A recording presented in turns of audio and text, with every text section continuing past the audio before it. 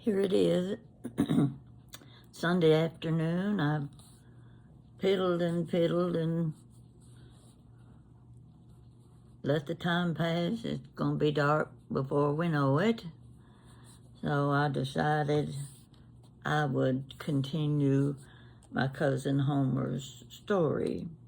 I'm going to make this the last chapter because I'm going to skip over some pages and some paragraphs so that we can finish the book in what I call 8 chapters. I'm going to start with the area where Homer's through high school,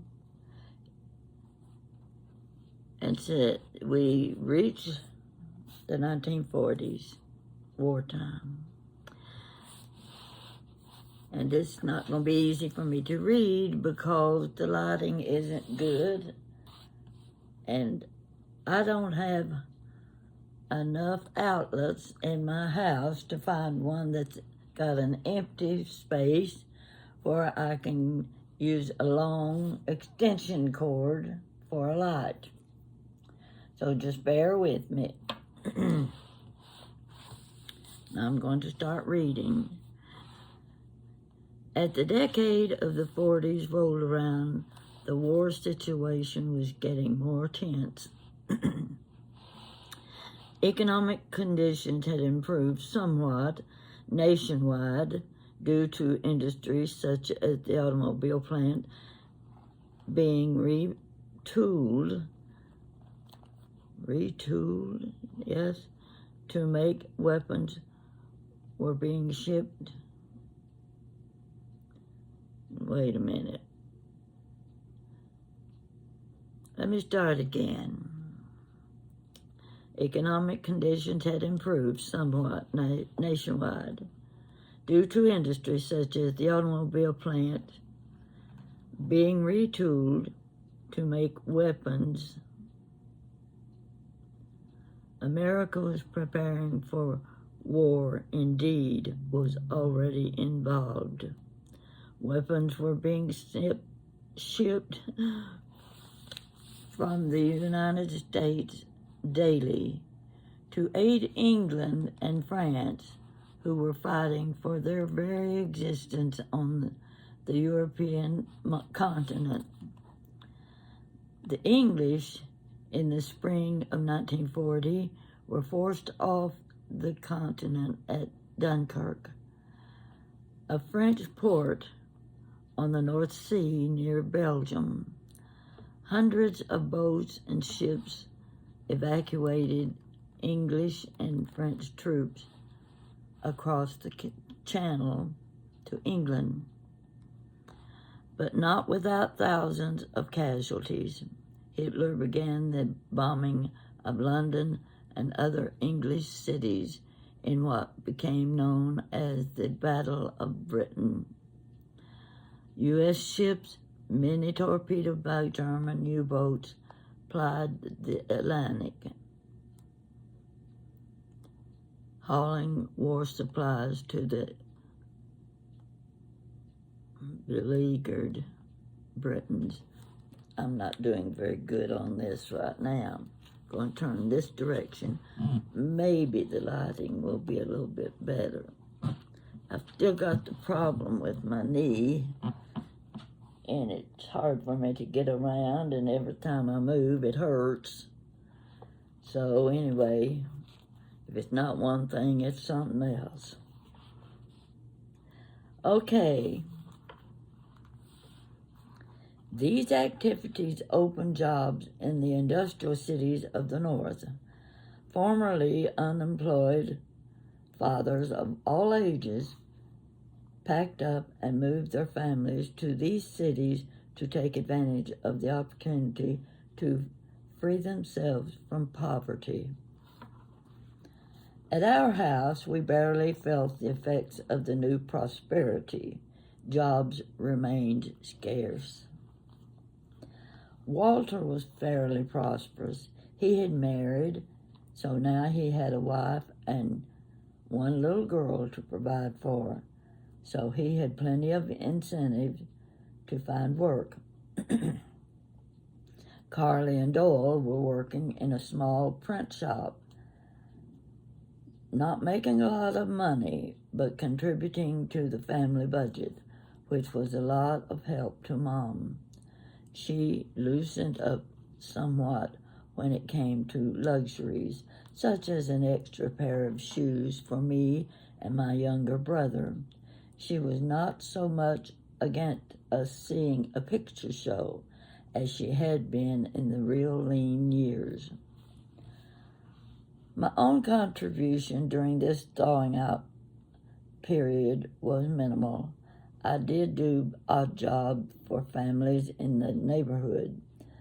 One I remember painfully was a chore I did for a former neighbor of ours. She was a widow and had moved to a newly built stucco house several streets away. A pile of sand and had been left near her front porch by the contractor who had built the house. She employed me to move the sand from the front yard to the backyard. Well, this story goes on with that, and the labor involved, and in the long run, she didn't pay him for his labor. Let's see. I'm going to the next page and see what is there.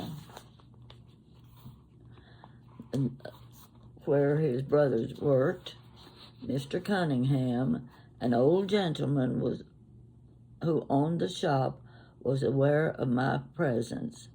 Since I didn't seem to have anything to do, he soon had me doing errands such as delivering job printing orders to the merchants around town, letterheads, invoices, etc. In a few days, I learned my way around town pretty well, and Mr. Cunningham must have been impressed with my speed. When deliveries slowed, he had Carly or Doyle make a job for me in the shop, such as sorting out pied type. I don't know what PIED means. Eventually, I was cleaning and later feeding the job press and making about $3.50 a week, working after school and Saturdays. Got a frog in my throat. This job lasted about 3 months. In the spring, the shop was sold to a new owner. The new owner didn't need my services, so I joined the unemployed. Thinking back, I now believe the kindly old Mr. Cunningham was just making work for me. I spent the next summer doing mostly nothing. I was back to odd jobs, working in the garden at home and digging potatoes for another neighbor lady who was more generous with wages. I enjoyed the leisure time, nevertheless, but when school started again, I felt I must find some kind of job. But all through the fall and winter months, it was mostly wishful thinking as far as a job was concerned. Walter told me about his mother-in-law needing someone to dig her potatoes. This seemed to be my specialty this year. It seemed someone had promised to do that job in September. She'd waited through September and October for the job to get done. By the time they thought of me, it was nearly early November. The only day I would have enough daylight to do the job would be on Saturday. Daylight in the afternoons after school was too short. I could have barely started before dark. The first opportunity I had was a Saturday that dawned cold and wet. I dressed as warmly as I could and walked the 2 miles to Mrs. Haley's. She warned me that I might catch pneumonia digging in the wet ground, but I was afraid if I put it off, the potatoes would rot in the ground. I dug maybe a bushel before lunchtime. After a bowl of hot soup in Mrs. Haley's kitchen, I finished the job 2 hours later. Mrs. Haley paid me $1, all the while despairing that I had made myself sick. She seemed genuinely sorry for me. I left her house nearly comfortable, taking the railroad track right back home. About halfway, the rain began, and I was soaking wet and cold when I got there. By some miracle, I warmed up over Saturday and Sunday and felt fine by Monday morning. Okay. Soon after this, the country was electrified when the Japanese attacked the American naval base at Pearl Harbor in Hawaii. You know all about that. War was declared the next day on Japan, also on the European Axis powers, Germany and Italy. Sorry. The halls of the high school buzzed with excitement. Joe Frenzy commented he couldn't wait till we bombed Tokyo. His wish materialized the following spring when General Jimmy Doolittle led a raid by American bombers against the Japanese capital. By that point, after the Pearl Harbor attack, American forces suffered defeat after defeat. The Tokyo raid did much to lift our sagging spirits. We were all ready to join in the fight. Some of my classmates, barely 17 years old, volunteered at once. Others waited for the draft, some with anticipation, others with dread. I myself, although ready when or if called, did not look forward to becoming cannon fodder. This is what the elders called young men drafted into service, then shoved into combat with little training. The fact that I had another year of school to complete before graduating caused a delay in my being called up. The initial fever for joining up cooled by the time of the Tokyo raid. The job I needed still eluded, so finally, when Carly heard me complaining that I hadn't enough school clothes to finish out the year, he suggested I take a paper route for the daily newspaper where he worked. So, on the day General Doolittle was bombing Tokyo, I started delivering newspapers. The money wasn't big. Subscribe paid 15 cents a week. Later in the year, 20 cents.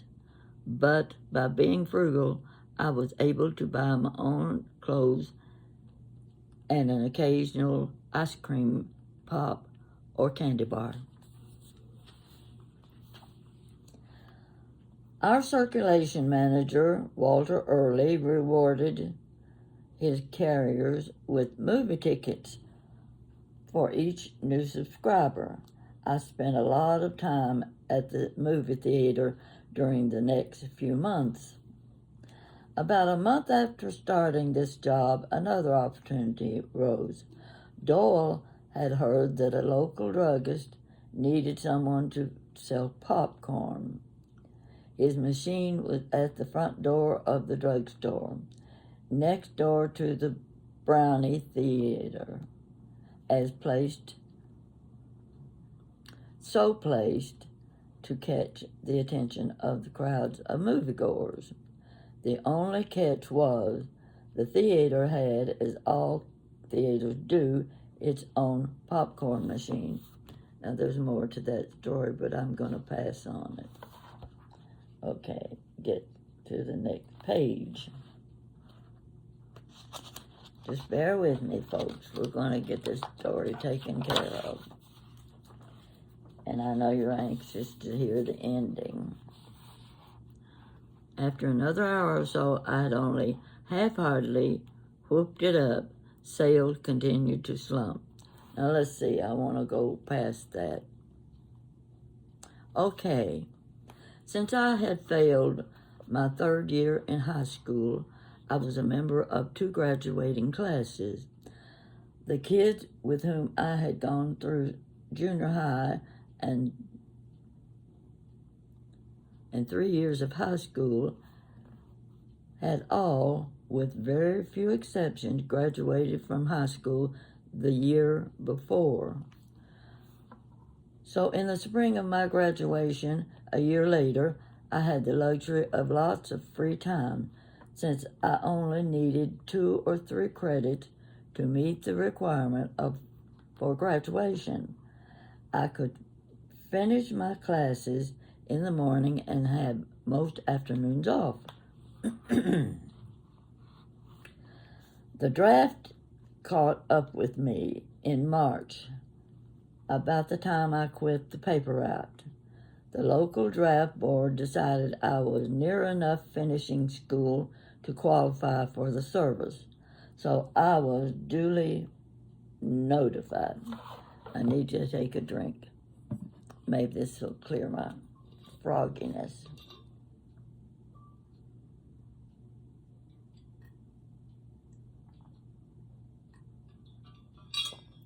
I need a studio, one with good lighting, good equipment, good everything, so that I could do this in a manner that you could understand me, see me well, and I could read. Okay. Where was I now? Okay. The draft caught up with me in March, about the time I quit the paper route. Okay. With a quantity of qualms, I arrived at the City Hall building on the appointed day. About 30 draftees were lined up in various phases of undress. The old school nurse phobia popped up again. The line moved fairly swiftly. The biggest criteria for fitness seemed to be weight and size. Other possible defects were checked briefly, but unless an obvious impairment appeared, the future soldier was hustled through and passed for a more thorough physical at a later time and another place, where the next step was becoming an inductee and reporting to one of the Army bases around the country. The ones who passed became buck privates and received 6 weeks of basic training before being assigned to an active unit for combat. Okay.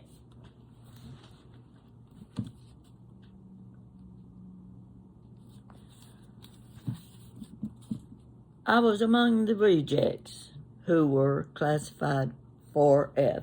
You're all familiar with that. The first test I failed was the weight requirement. Barefoot and scantily clad, I tipped the scales at 118 pounds.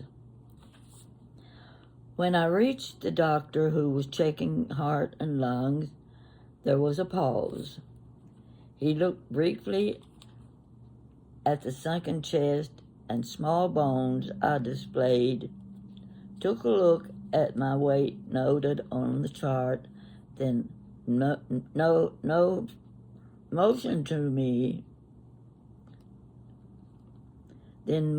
me to another, shorter line.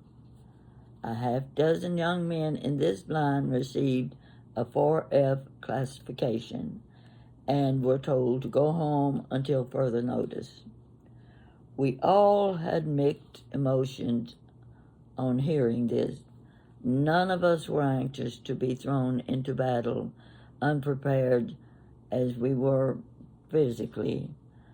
But we felt then, and were to be made to feel in later years, that we were cowards, slacker, draft dodgers, the lowest form of humanity. And I think some of you can remember those days too. After the war, we were vilified by some of the returning soldiers who had been lucky enough to survive. One ex-boyhood friend was particularly bitter. He was shopping in the store where I worked after the war, apparently aware that I had been one of the rejects. He stunned me by suddenly exclaiming, "You goddamn 4F'er." I had no retort, but stood, mouth agape, not believing what I had heard. The conversation had started friendly enough, but he had evidently been holding back. Although his hatred was undeserved and unexpected, I made no reply. I have great respect for those who served in the war. Some of my best friends from school made the ultimate sacrifice. It was no fault of mine that I did not serve, but I can see where those who did might misunderstand. It was a stigma that had plagued me in various situations, from being the object of contempt, although undeserved, to being passed over for promotion in favor of a veteran, or just a general feeling of inferiority. You can remember those days, some of you, and you know what it was like for those that were rejected. Let's see where we go to next. Let me check where I'm going.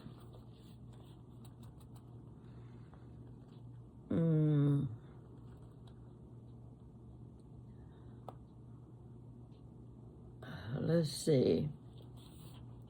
The long arm of Uncle Sam still did not reach out for me after graduation, so it was back to job hunting.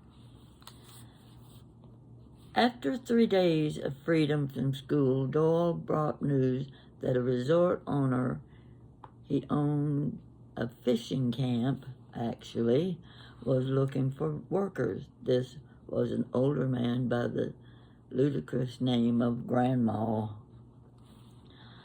A local doctor had sent out the word that Grandma needed helpers. So Ted Hill, my old buddy from down the street, and I were in her office around 7 the next morning.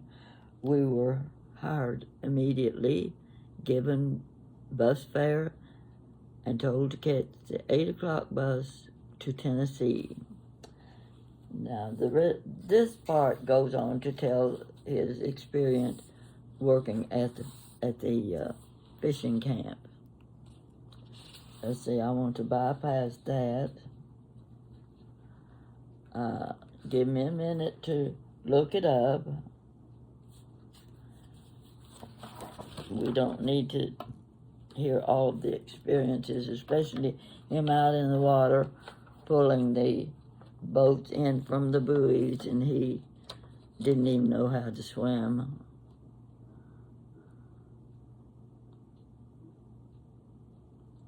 Oh, let's see now. I want to go on past this.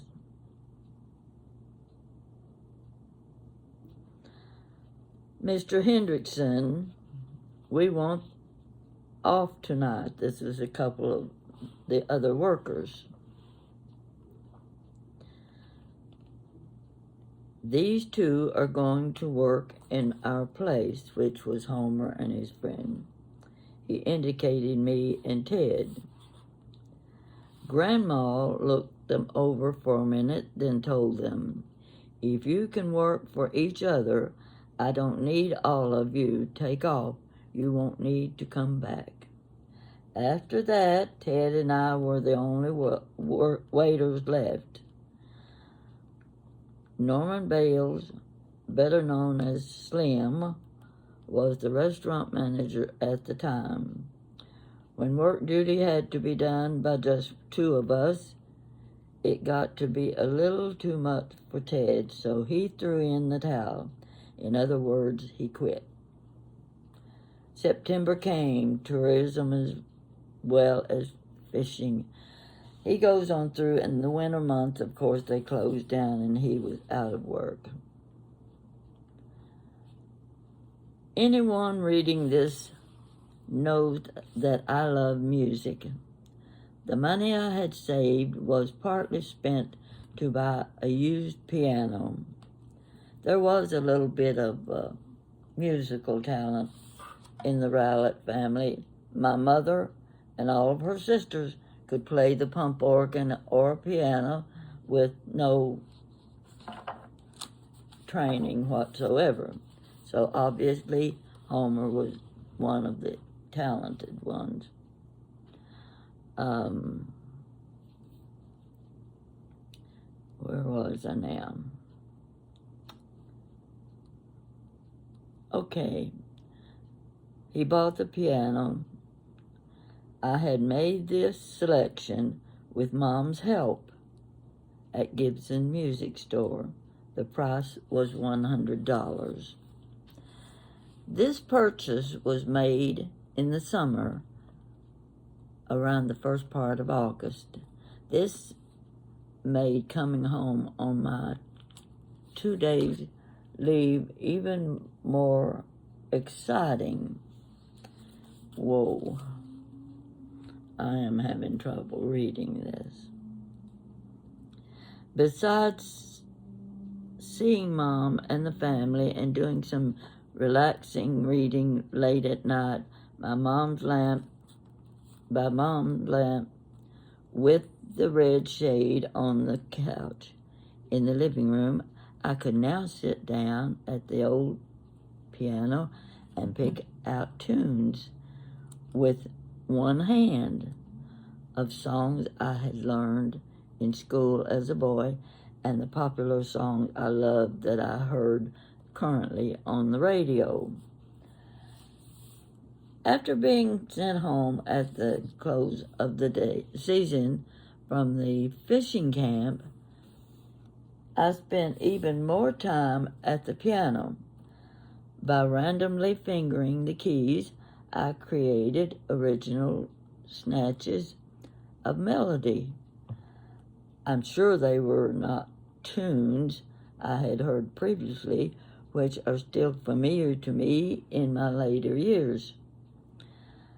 I had previously composed a dozen or so songs, words and music, carrying the melody in my head, not knowing how to set the notes down on paper. I thought they were pretty good, but never had the confidence to try to publish or publicize them. Aren't you interested in my reading? I sound like a third grader reading. I hope you're staying interested in the story because we're near the end, and I wanted to be sure and finish it today.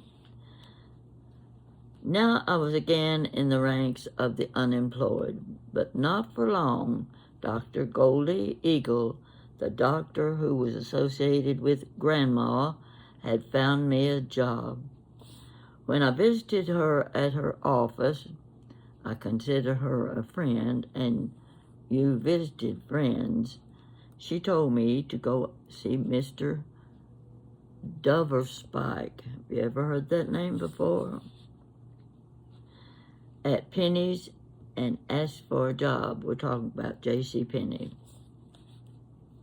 When I seemed reluctant, she picked up the telephone, called Mr. Doverspike, and in no uncertain terms told him she wanted him to hire me. She mentioned that she knew I would be good help since I had worked for her all summer. When she was through talking to Mr. Doverspike, she told me to get over there right away and that Mr. Doverspike was ready to talk to me. Dr. Eagle didn't stand on ceremony. Her way was to meet a situation head on. I was hired at JCPenney's that same morning. My starting pay was 22.5 cents an hour. 22.5 cents. I didn't know they pay in half cents. We know that now. But the pay didn't concern me too much. To me, the job was just a big adventure. I was working steady and loving it. I met a lot of interesting people and made friends of associates and customers, friendship that endured through the years that followed. When the Christmas rush was over that first year, I anticipated being laid off, but Mr. Doverspike must have liked me because I was kept on through the winter. In the spring, business was brisk, so I was kept 6 days a week. In the early part of May, I received a surprise visitor while I was sizing shoeboxes in the shelf.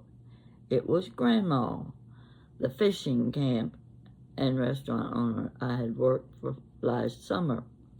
He wanted me to come back to work for him. In fact, to manage the restaurant and at a higher salary than I was making now at Penney's. I told him I would think it over. I was tempted. That summer had been a lot of fun, but after a week of wrestling with the pros and cons, I sent him word that I was staying with Penney's. I don't recall any reasoning that tipped the scales in that direction. I just woke up one morning with the decision made. I think it may have been divine intervention. You know that word. My staying where I was there when just a few months later, the girl I was to eventually marry and was to become the mother of my children came to work in home furnishings. This department was right next door to the shoe department where I worked. The rest, as they say, is history. And another story. The reason I believe it was destiny that I stayed was simply that I was to meet Jean. She too had made a decision that changed the course of her life. 2 years earlier, the man or boy, they were both very young, she was engaged to, on leave from the Navy, came to her house for a quick wedding. Just before he was to go overseas, Gene was to live with his mother until he returned. Gene had been a little in the dark about the plans. Taken by surprise, and being naturally a little stubborn, she vetoed the plan. She went on to finish high school, and when she applied for work at Penney's in November, she went to work next door across the aisle. Last page now. This is the finish of Homer's book, and I hope you have enjoyed it. One thing led to another. We met informally, began to work together, were smitten by the incurable disease called love, started dating, got engaged, and in a year and a half we were married. Typical love story, not on your life. I was made manager of the shoe department soon after we were married. Still didn't make a lot of money, but we lived fairly comfortably in several different abodes. When the babies started coming, it was touch and go from payday to payday, but we ate well, were clothed decently. I got 15% off all purchases at the store. Jean, in her unselfish giving way, probably deprived herself of needed calcium by giving all the milk to the kids or anyone else who dropped in. We did have lots of visitors. Jean suffered from osteoporosis in later years. Oh my gosh.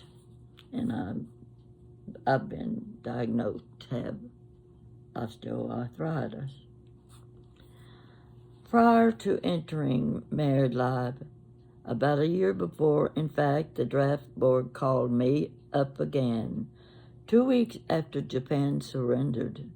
Japan's decision to surrender was hastened by the 2 atomic bombs dropped on Hiroshima and Nagasaki. I was turned down again, an anticlimax as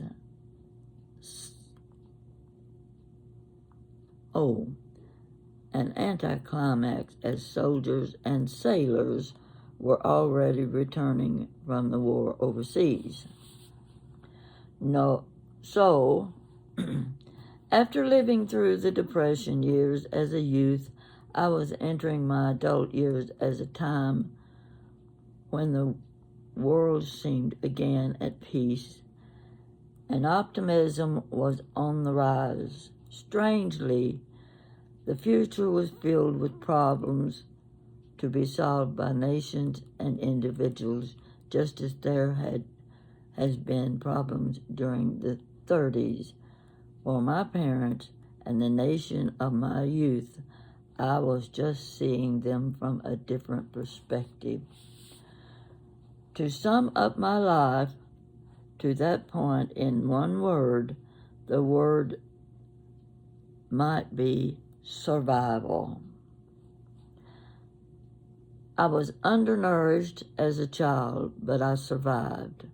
I was exposed to heat and cold, polluted water, and unsanitary living conditions, but I survived. I was fearful of entering the academic world and encountering hostility and aggression during and after school, but I survived. I played and fought with adversity,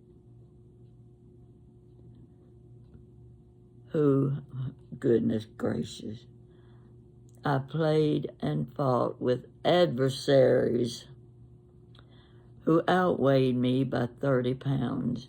Football with absolutely no protective gear, but I survived. When war came, although I was willing to go, I was never required to serve, in that I was a survivor. Some may call me lucky. I believe God has been with me. May He live. May He also be with all who read this. The end. Okay, you have heard my cousin's story. And as far as I'm concerned, I will take this story, Depression Street by Homer Bird, over Hillbilly Elegy. We know every word of this is true. And I would like, in the near future, to be able to visit my cousin. Like I said, it's been about 25 years since I've seen him. And the other day, I was going through all my photos on my iPad, a lot of photos, and I came across one of my cousins. There were 4 cousins standing side by side, and Homer was one of them. Well, I was right in the middle of doing something that I was afraid if I switched from it, I wouldn't be able to get it back. So I said, okay, I'll come back and I'll pick up this photograph and I will crop it so I can show my viewers a picture of Homer Bird. This is in his later years of life. I went back to my photographs, line by line, flipping. I cannot find that photograph. And I've done that on other occasions, and I don't know what happens or how you can get back to the pictures that you feel like you've lost. But they're there somewhere, and I've got to figure out how to find those lost photographs that I have seen one time. So that's the finish of this story. I will probably read a few more of my poetry. I hope you enjoy them. These are just things you do as a pastime, plaything. It's just something to do. And you seem to enjoy the poem I wrote about my dad, and every word of it is true. And what bothered me was the night my nephew called me, and he said, Papa sold the farm. I didn't even know he was going to sell the farm. And then he went on to explain that the man came to him, asked him if he'd sell his farm, and, well, that surprised Daddy. He wasn't expecting that. And the man said, what do you take for your farm? And my dad threw out a figure, and the man said, I'm here to buy your farm. It never, ever occurred to my dad that those cows down on the farm were sitting on a coal mine. And having worked in strip mining department for the state of Tennessee, I knew how much money those owners were getting from the coal that they strip mined in Tennessee. And my dad had sold his farm for $24,000, 20 acres. He didn't know that he could have been rich from black coal. Look back at my last story and you can read the poem that I wrote down on the farm. I'm already at 45 minutes. Took me too long to read it, but my lighting wasn't good and I had to wear my fancy glasses, which are stronger than all my other glasses, and I was hoping it would help. But what I need is a really good battery light that I can move it around and not have to depend on outlets that I don't have.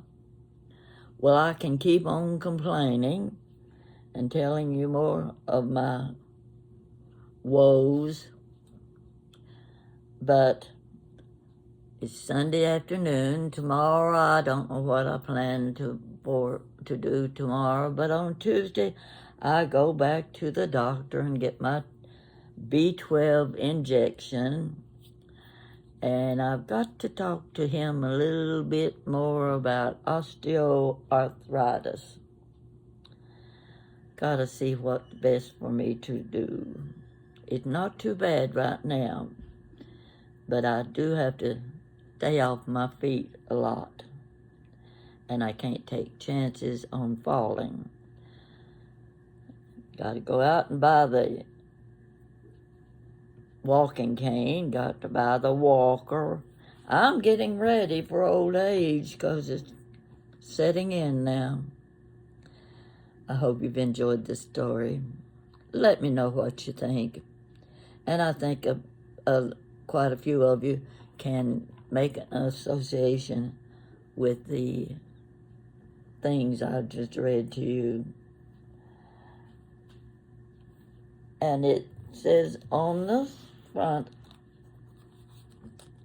let me read this to you. I don't think I read it to you in the beginning. A boy's eye view of family life in a small town during the Depression days of the 30s. How they worked, played, made friends, and coped with enemies, who in later years became friends, dealt with poverty, and triumphed the prize, survival. The names mentioned are of real people with minor exceptions. Some still living, most taken at an early age. All, whether living or dead, are sadly missed as the years separate and change us from who we were long ago. Millions have experienced growing up at the time in similar circumstances, only differing in detail. This could be their story. Thank you for watching.